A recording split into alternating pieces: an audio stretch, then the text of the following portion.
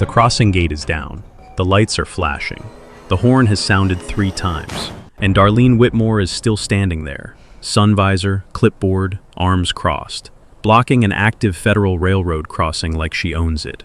She's the HOA president of Ridgeline Pines. She's fined black families for basketball hoops while her friends park unlicensed vans on the street. She's drained the community fund for her own legal battles. She's made 11 years of my life miserable. And this morning she decided a 60-ton freight train needed her permission to pass through her neighborhood. She stood there for 5 minutes, then the cab door opened, and she realized, too late, exactly who was driving that train. What would you do if your HOA president tried to block a freight train? Drop it in the comments. And where are you watching from tonight? I want to take you back 11 years, because to understand what happened on that Tuesday morning in October, you need to understand what Ridgeline Pines actually is. It's a tight cluster of about 200 homes tucked along the western edge of Harwick County, Tennessee. The kind of neighborhood where the houses are close enough that you can hear your neighbor frying bacon, and far enough apart that you mostly pretend you can't. When I moved in with my wife, Carolyn, and our 2 kids, the place felt like a quiet deal. Modest HOA fees, a community pool that smelled faintly of sunscreen and chlorine, a gravel walking path that wound past the edge of our property and crossed over the old Burlington Northern spur line that runs through the hollow. That spur line was there before any of these houses, before the HOA, before Ridgeline Pines had a name. The crossing is a public right-of-way established in 1947, granted to Harwick County in perpetuity. That fact is going to matter a great deal. Now, I need to tell you about my job. For 22 years I've worked for Meridian Freight Rail, a regional carrier that hauls aggregate, timber, and industrial goods through 5 counties. For the last 9 of those years, I've been a certified locomotive engineer. Early mornings, late nights, the particular meditative quality of watching Tennessee countryside unspool ahead of you at 35 miles an hour. I love the work. It smells of diesel and hot metal, and something vaguely electrical that you can never quite name. The cab vibrates under you like a low, steady hum. Not unpleasant, more like something alive beneath your boots. The spur line that passes through Ridgeline Pines? That's part of my Tuesday run. Now, Darlene Whitmore. Darlene moved into the neighborhood about 6 years ago and became HOA board president within 18 months. She is the kind of person who reads the bylaws the way a medieval scholar reads scripture, looking not for spirit, but for ammunition. She has a gift for identifying the precise intersection of petty power and plausible deniability. She once fined the Okafor family for having a basketball hoop in their driveway, a temporary portable one, citing a bylaw about permanent sports apparatus. She fined the Reinhardts for a wind chime, an actual wind chime. But here's the thing about Darlene. She didn't apply the rules equally. The Okafor family, who had moved in about 4 years earlier, a black family, 2 kids, the nicest people on the street, got fines that arrived like clockwork. Meanwhile, Darlene's friend Patsy had an actual unpermitted garden shed in her backyard, and somehow the board never noticed. I noticed. Several people noticed. Nobody felt like they had the standing, or the energy, or the legal budget to fight it. The first unfair act that directly involved me came 18 months before the locomotive confrontation. Our house backs up to a strip of community green space that runs along the rail corridor. I'd put in a raised garden bed, completely within my property line, verified by the county assessor's plat map. Darlene sent a violation notice claiming the bed was on common property. It wasn't. I sent back a copy of the plat. She sent another notice. I went to a board meeting. She moved the goalposts. Now the issue was that the garden bed was an eyesore visible from the walking path, which, as a grounds aesthetic issue, the board had discretionary authority to flag. That's the moment I knew I was dealing with someone who didn't want to win specific arguments. She wanted to win everything, forever, by making the cost of opposition too high to bear. I started keeping records that night. Here's the thing about living next to a freight corridor that most people don't think about. The crossing schedule is published. Meridian Freight Rail files its run sheets with Harwick County Transportation Authority every quarter. It's public record. The Tuesday morning run, my run, crosses the Ridgeline Pines spur crossing at approximately 7:14 a.m., give or take 10 minutes depending on yard conditions. Every Tuesday for 9 years. The crossing is gated, The warning lights work. The horn protocol is federally mandated. You hear the horn. You stop. The train passes. 30 seconds, maybe 40. Life continues. Or it always had. About 10 months before the big day, Darlene began her first campaign against the crossing.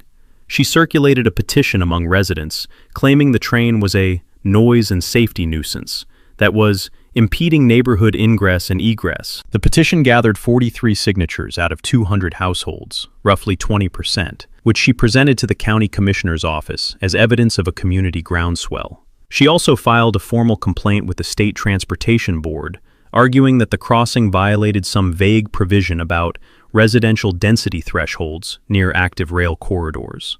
This is a technique that I'd later learn has a name in HOA legal circles: complaint stacking, filing multiple low-cost complaints with multiple agencies simultaneously, betting that at least one will generate enough bureaucratic friction to slow the opponent down.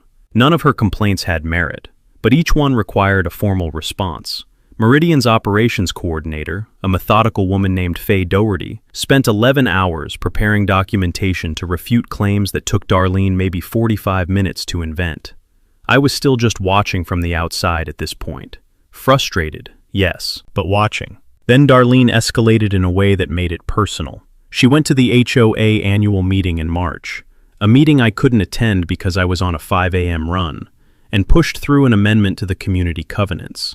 The amendment designated the strip of common green space along the rail corridor as a quiet zone amenity area, which, per the new covenant language, could not be subject to commercial or industrial audio disturbance. The amendment passed 12-4 among the board members present, with the quorum barely met and no notice sent to residents about the specific language being voted on. Under normal circumstances, this would be a completely toothless document. The HOA doesn't own the rail corridor. They don't own the crossing. A covenant about noise in common areas doesn't supersede federal rail law. But toothless documents, wielded by someone with a clipboard and a confident voice, can do real damage in the meanwhile. The following Tuesday, Darlene stationed herself at the crossing at 7:05 a.m. with a handheld camera and a laminated card citing the new covenant. She wasn't blocking the crossing, not yet. She was just there, filming the train as it passed, collecting what she would later describe to neighbors as evidence of ongoing HOA covenant violations. She put together a slickly formatted newsletter that went to all 200 homes, with a photograph of the locomotive, my locomotive, and a headline reading, "Your HOA is fighting for your quiet mornings." I want to take a moment to acknowledge the craftsmanship here. Darlene knew she couldn't stop the train. She wasn't trying to. Not yet. She was building a narrative. She was making the crossing feel like a problem she, personally, was heroically battling. She was the protagonist of a story that she was writing specifically to make me into the villain. The smell of diesel in the morning had, apparently, become an affront to civilized life. I did two things. First, I contacted Meridian's legal department and gave them a full written briefing on the HOA's complaint stacking campaign and the new covenant amendment. Their attorney, a compact, unsmiling man named Gerald Thorne, sent Darlene a letter in about 10 days, politely noting that federal rail regulations preempt local and private agreements, and that Meridian reserved all rights to operate its licensed corridor. Gerald's letter was 7 paragraphs. It used the phrase, "without limitation," 4 times. Gerald is excellent at his job. Second, and this is the one that mattered for later, I filed a public records request with Harwick County for every document related to the Ridgeline Pines rail crossing going back to 1940. Property records, easement filings, right-of-way grants, plat maps, correspondence. The box of documents arrived 3 weeks later. I read every page. There, on page 41 of a 1952 county annexation record, was something that made me sit back in my chair and stare at the ceiling for a long minute. But I'll get to that. I want to describe the weeks that followed the newsletter because they had a texture to them, a specific, grinding quality like gravel under a boot heel that is hard to convey without the details. Darlene's newsletter worked. Not on everyone, but on enough people. The Moreau family, nice folks, 2 houses down from me, had a new baby and were legitimately sensitive to noise, started giving me strange smiles at the mailbox. A guy named Bert Kincaid, who I'd shared beers with at the 4th of July block party 3 summers running, stopped making eye contact. The narrative was doing its job. I was the guy who drove the noisy train through their neighborhood. I was a problem to be solved. Meanwhile, Darlene upgraded her complaint stacking strategy. She filed with the EPA, noise pollution. She filed with the Federal Railroad Administration, claiming, falsely, with no evidence, that the crossing gates were not functioning correctly. Each filing required a response. Meridian's legal costs were ticking upward. Gerald Thorne's response to the FRA filing was measured and thorough, but he did say something to me that I wrote down word for word. "Mr. Van, the other side isn't trying to win in regulatory venues. They're trying to make the cost of winning too high for you to bother. Don't let them." Corbin Van, that's me. I should have introduced myself earlier. I'm not a confrontational person by nature. I like mechanical systems, cold coffee, and the particular silence of a rail yard at 4 a.m. when the mist sits low and the only sound is the distant clank of a coupling. I had no interest in a public fight, but I also had 11 years of careful record-keeping on my side, a box of county documents, and something I'd found on page 41 that Darlene did not know I had. I kept that card in my pocket. What I did instead was start attending HOA board meetings. The first one I showed up to, Darlene almost visibly recalibrated. She'd been expecting me to absorb pressure from a distance. My presence changed the dynamic. I didn't say much at that first meeting. I introduced myself, noted that I was a resident of 11 years, and asked that any rail-related agenda items be sent to me in advance, per the open meeting provisions of the HOA's own bylaws. She couldn't refuse that. The bylaws were specific. But she did try. The meeting minutes from that session, which I later obtained under the HOA's own document access provision, show that Darlene moved to have standing rail operations concerns, classified as an executive session item, which would have allowed the board to discuss them without my presence. The motion failed 3-2. 2 board members, Theron Jacobs and a quiet woman named Ruth Ann Pickett, voted against it. I made a point of thanking them after the meeting.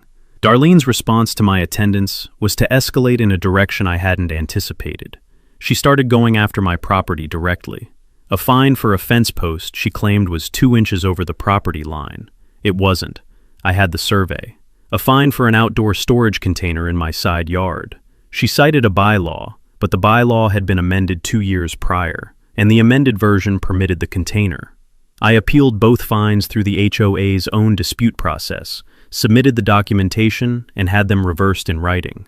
Each reversal was a small victory, but small victories were not enough, because Darlene was also working on something bigger. She'd hired a private attorney, not a cheap one, and was preparing to formally petition the county to reclassify the rail easement as inactive and abandoned, which, under Tennessee Code Annotated Section 54-5-107, would allow the county to extinguish the easement and return the corridor to adjacent landowners.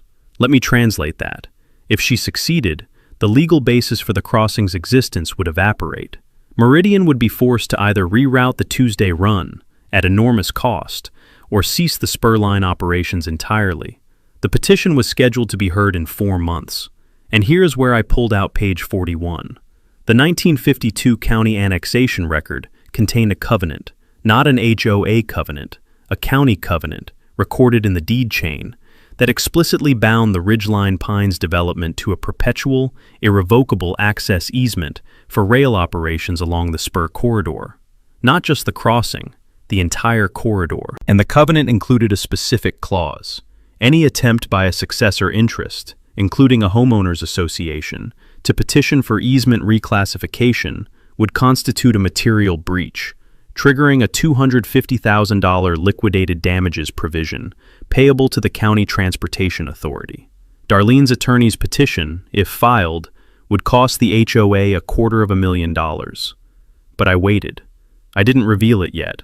2 months before the county hearing, Darlene made the move I'd been half expecting and half dreading. She called a special HOA meeting and proposed a special assessment. A special assessment, for those who haven't had the pleasure, is when an HOA board decides that the regular monthly dues aren't sufficient and levies an additional one-time charge on all homeowners. They can be legitimate. A parking lot needs repaving, a clubhouse roof is failing. They can also be weaponized. Darlene's proposed assessment was for $18,000, her attorney's fees for the easement reclassification petition. She was asking all 200 households to collectively fund her legal campaign against the crossing. Split across the community, it worked out to $90 per household. Modest enough that most people wouldn't fight it. Significant enough that, aggregated, it would fully bankroll the petition. Here's the thing about HOA special assessments that most homeowners don't know. They are generally subject to a membership vote if they exceed a threshold specified in the governing documents. I had read Ridgeline Pines CC&R's cover to cover by this point, twice, with a yellow highlighter. The threshold in our documents was $15,000. Anything above that required a 2/3 vote of the full membership, not just the board. Darlene was proposing $18,000 and planning to pass it with a board vote. I raised my hand at the special meeting and cited the relevant provision. Section 9.4b. Darlene told me I was misreading the bylaws. I had brought a printed copy. I showed her. The room went quiet, in the particular way rooms go quiet when someone realizes they've made a mistake in public. The board tabled the assessment pending legal review. Their own attorney confirmed, 4 days later, that Section 9.4b applied. The assessment would require a membership vote. Darlene repackaged it at $14,800. The board passed it 4-1. Theron Jacobs was the dissenting vote. Ruth Ann Pickett, I was disappointed to see, went along with it. $94 per household, just under the threshold.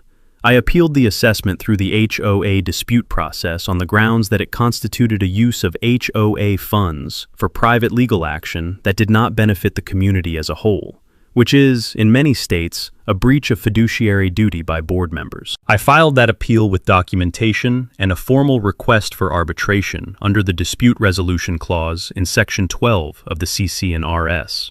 Darlene responded by filing a counter-complaint against me for disruptive conduct at board meetings. She also, and this is the part that started keeping me up at night, began a quiet campaign to recruit proxies. She needed to win a vote, if it came to that. She spent 3 weeks going door to door, delivering homemade banana bread and a printed summary of why the train was a health hazard. The summary included a statistic about rail corridor noise and childhood sleep disruption that I later traced to a study conducted in an urban freight corridor context that bore absolutely no resemblance to a single weekly spur run through a quiet Tennessee hollow. But banana bread is persuasive. I'm not going to pretend it isn't. I countered with something different. I wrote a letter, not a newsletter, a personal letter, signed by me, and hand-delivered it to every household in Ridgeline Pines that I could reach. The letter did not attack Darlene. It laid out, simply and specifically, what the easement reclassification would actually cost the community. Not just the assessment, but the potential $250,000 liquidated damages clause I'd found, which I now, for the first time, disclosed. I included a copy of the relevant 1952 document as an exhibit. I made clear that I was not a lawyer, that I recommended everyone seek their own counsel, and that I simply wanted my neighbors to have the full picture before any vote. I don't know how many people read it carefully. I know that within 48 hours, I had received 11 text messages from neighbors I'd barely spoken to in years. Some supportive, some angry, some just confused. One was from Ruth Ann Pickett. It said, "Can you come by this week? I have some questions." The next board meeting was scheduled in 6 days. Darlene had placed the easement petition on the agenda as a formal action item. She was planning to make it a done deal before anyone had time to think. I had 5 days to make sure that didn't happen, and somewhere in the back of my mind, I was already thinking about Tuesday. Ruth Ann Pickett's living room smelled like lavender and old paperback spines. She had a pot of coffee on the counter and 2 printed pages on her kitchen table when I arrived. One of them was my letter. The other was a document I hadn't seen before. "Corbin," she said, sliding it across to me. "Did you know about this?" It was a copy of Ridgeline Pines HOA's most recent financial audit. Not the summary that got distributed to residents, the full audit, which Ruth Ann had requested in her capacity as a board member under Tennessee nonprofit corporation law. She'd never read it carefully until my letter prompted her to look harder. I read it while she refilled my coffee. The HOA had a maintenance reserve fund, a standard account that associations use for long-term capital expenses. Ours was supposed to hold around $140,000, based on the reserve study conducted 3 years prior. The audit showed a current balance of $31,400. Over $108,000 had been dispersed in 18 months. The disbursements were categorized under legal and professional services. There was no itemization in the summary audit. The full audit had a reference code for a supplemental ledger. Ruth Ann had also pulled the ledger. The payments went to 2 vendors. The first was a law firm, Darlene's attorney's firm. The second was a consulting company called Crestline HOA Management Solutions, LLC. I looked up Crestline HOA Management Solutions on my phone right there at Ruth Ann's table. It took me 11 minutes to find what I was looking for. Crestline was a Tennessee LLC, registered in 2021. Its registered agent was a woman named Patricia Ann Whitmore, Patsy, Darlene's friend Patsy, the one with the unpermitted garden shed. The HOA had been paying Crestline, which appears to be wholly controlled by Darlene's personal associate, $4,200 a month for management consultation services. The contract had been approved by the board in a session where Darlene presided and voted in favor. Under the HOA's bylaws, board members are required to disclose conflicts of interest and recuse from related votes. There was no disclosure in the minutes, no recusal. This is what's known in HOA law as self-dealing, a board member directing association funds to an entity in which she has a personal or financial interest. In Tennessee, under the Nonprofit Corporation Act, it exposes board members to personal liability and can constitute grounds for removal. If the relationship between Darlene and Patsy's company is what it appeared to be, every dollar paid to Crestline was potentially recoverable. $75,600, 18 months, $4,200 a month. The Maintenance Reserve Fund, the money that was supposed to protect every homeowner's property value, had been quietly drained to fund Darlene's agenda and, quite possibly, her friend's bank account. Ruth Ann's hands were steady on her coffee cup. She was a retired bookkeeper. She'd seen this kind of thing before, she said. She just hadn't expected to see it here. I took photographs of every page. Then, I called Gerald Thorne at Meridian's legal department and asked him to recommend a non-profit law specialist in Harwick County. He gave me a name in 40 minutes, an attorney named Priscilla Favre, who spent about half her practice on HOA governance disputes and the other half on estate litigation. I called Priscilla that same afternoon. She had availability Thursday. We had 4 days before Darlene's board meeting. Time to stop playing defense. Thursday morning I was in Priscilla Favre's office by 8. The place was all clean oak furniture and afternoon light, and she had the kind of focused energy that made you feel like the problem was already halfway solved. She read through my documents while I sat across from her and drank yet more coffee. I was getting through about 6 cups a day at this point. My hands smelled permanently of coffee and old paper. She looked up after about 20 minutes. "Okay," she said, "let's talk about what we can actually do." Here's what she laid out, and I'm going to walk you through it plainly, because understanding the mechanics is the point. The first instrument was a derivative action on behalf of the HOA. Because the HOA is a non-profit corporation, any member, any homeowner, has standing, under Tennessee law, to bring a legal action on behalf of the association when the board itself has breached its fiduciary duty and won't self-correct. The self-dealing payments to Crestline were a textbook breach. Priscilla could file the derivative action, seeking disgorgement of the $75,600 and removal of the conflicted board member, Darlene, without needing a majority vote of the membership to proceed. The lawsuit would be filed in the name of the HOA, using Darlene's own negligence as the lever to pry her off the board. The one-sentence version. Darlene's secret payments to her friend's company gave us the legal tool to remove her from the board without asking anyone's permission. The second instrument was the 1952 covenant clause I'd found in the county records, the liquidated damages provision. Priscilla confirmed that it was enforceable. Better yet, she found something I'd missed. The clause also entitled the county, in the event of a breach attempt, to seek an injunction preventing the HOA from proceeding with any easement reclassification petition. This meant that the moment Darlene filed her petition with the county, we could immediately seek an emergency injunction, blocking it, and the $250,000 damages clock would start ticking. One-sentence version. If Darlene filed her petition, she would simultaneously trigger a $250,000 liability for every homeowner she'd convinced to support her. The third instrument was physical, and this one was mine. Tuesday's run. My run. The spur-line schedule that was public record, that Darlene had been citing in her campaign materials as evidence of ongoing nuisance. She'd been making the crossing famous. And I had a thought, sitting in Priscilla's office with my 6th cup of coffee. If Darlene was going to make a spectacle of that crossing, she was going to get one. She just wasn't going to control it. Meridian Freight's operations team, led by a man named Dale Schroeder, is meticulous about the Tuesday run.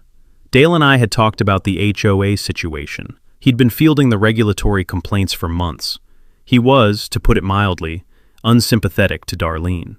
When I called him and described what I was thinking, he was quiet for a moment and then said, "I don't see a single safety or operational reason we couldn't schedule you for that run and have you stop at the Ridgeline crossing for a standard mandatory gate check." A mandatory gate check is a real procedure. If a rail crew has any reason to visually inspect crossing gate function, a reported malfunction, an operational concern, routine protocol on a specific run, the engineer stops the train at the crossing and conducts a visual inspection. This is entirely within Meridian's operating authority. The train stops. The engineer steps out. It's all very legitimate. And if the engineer happened to step out right in the middle of a neighborhood, in front of a woman who'd spent 8 months telling everyone that train was a menace and a nuisance, well, sometimes the universe hands you a stage. Meanwhile, Ruth Ann Pickett had been quietly reaching out to the other board members. Theron Jacobs was already on our side. She'd spoken to 2 of the remaining 4. One of them, a soft-spoken man named Warren Cobb, had become deeply uncomfortable with the Crestline payments since my letter went out. He was considering his options. And one more piece of the machine. I reached out to the Harwick County Ledger, the local paper, which covers HOA disputes with more enthusiasm than you might expect. I offered their features reporter, a young woman named Meg Stratton, an exclusive. I had documentation of what appeared to be financial self-dealing by an HOA board president, a contentious easement dispute, and what I described as a Tuesday morning event that you're probably going to want to have a photographer at. Meg said she'd be there. The board meeting was Monday night. Tuesday morning, the train ran. The Monday board meeting was scheduled for 7 p.m. By 6:30, the room was at capacity, something that had never happened in the 11 years I'd been a resident. Word had spread, the way word does in small communities when people sense that something is about to break open. I counted at least 60 homeowners and folding chairs. The pool and recreation committee members sat in the back, with the expressions of people who desperately wanted to be somewhere else. Darlene arrived in a blazer. She had a binder. She had a projector slide prepared on a laptop. She had, I noticed, the slightly elevated chin of someone who believes they have already won. She opened the meeting, called the roll, moved through the routine items with brisk efficiency. Then she announced that the primary agenda item was the formal vote to approve filing the easement reclassification petition with Harwick County. I raised my hand. "Point of order," I said. "Before any vote on the petition, I need to place something on the record." Darlene told me the floor was not open for comments during action items. I said, calmly, that under the HOA's own bylaws, any item with a financial impact on the association required a financial disclosure period before a vote could be taken. Section 8.3a. I had the page number. Darlene's jaw tightened. She called a 5-minute recess. During the recess, her attorney, who was present, which tells you something about how prepared she'd been for this meeting, spoke to her in a low, rapid voice in the corner. I watched them without appearing to watch them. There was a specific moment, maybe 90 seconds in, when the attorney said something and Darlene went still. The recess ended. Darlene returned to the front of the room. "The board will allow a public comment period," she said, "limited to 3 minutes. 3 minutes was all I needed." I stood up and, in front of 60 neighbors and the recording equipment that Meg Stratton had set up in the corner of the room, I walked through the 1952 covenant clause. I described the $250,000 liquidated damages provision. I showed a copy of the relevant document on my phone, held up for the room. I explained, in plain language, that the moment this petition was filed, every single homeowner in Ridgeline Pines could be exposed to shared liability for $250,000.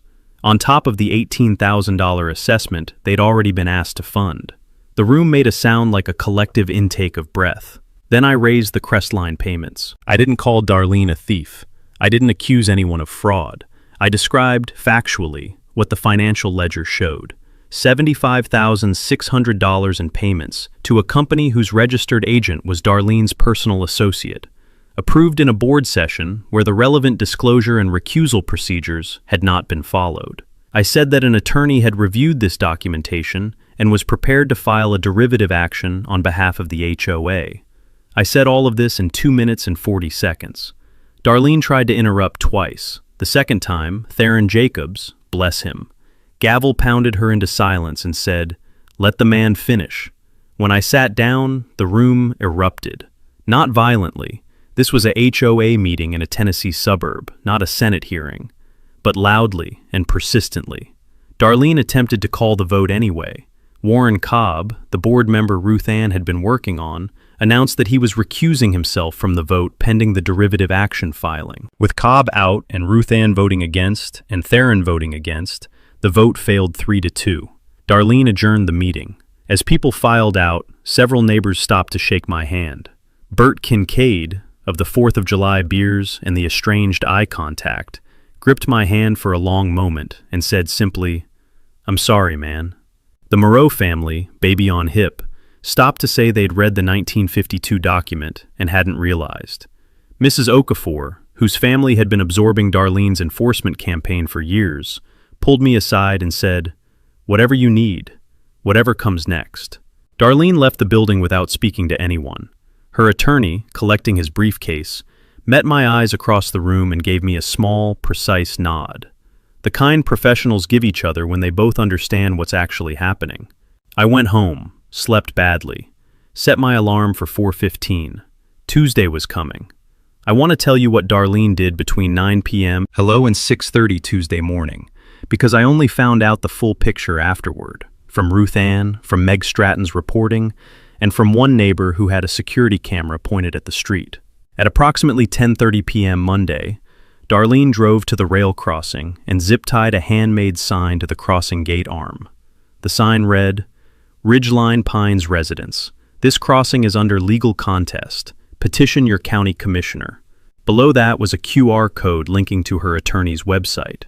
At some point between midnight and 2 a.m., she also sent an email blast to the Ridgeline Pines community list. The email was titled, "Emergency, HOA under attack."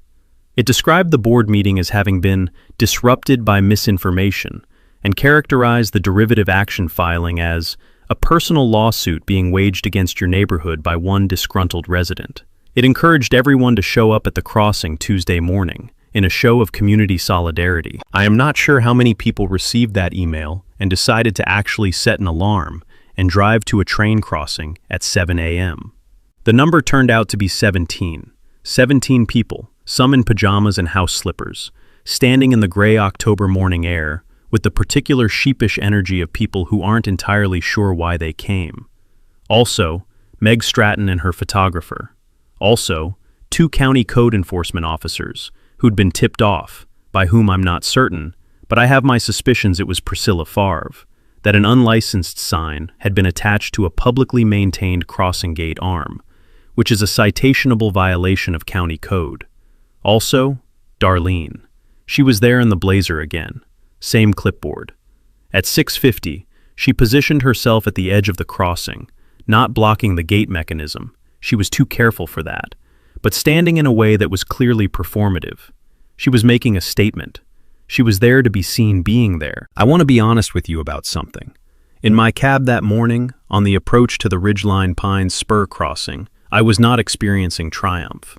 I was experiencing the particular tightness in the chest that comes when you know a thing is about to be over, and you're not entirely sure you handled all of it well. 11 years is a long time. 200 families. Some of them I'd gotten wrong about, some of them had gotten me wrong. Endings are rarely as clean as you want them to be. But then I rounded the curve past the Durban Road Bridge, and I could see the crossing ahead of me, the lights cycling, the gate arm descending, and I could see the cluster of people on the far side of it, and I could see Darlene in her blazer with her clipboard, turning to look at the approaching locomotive with an expression that I can only describe as dawning. I applied the brakes at the right marker for the mandatory gate check stop. The train slowed. 60 tons of locomotive and freight, decelerating with that deep, resonant groan of steel on steel that filled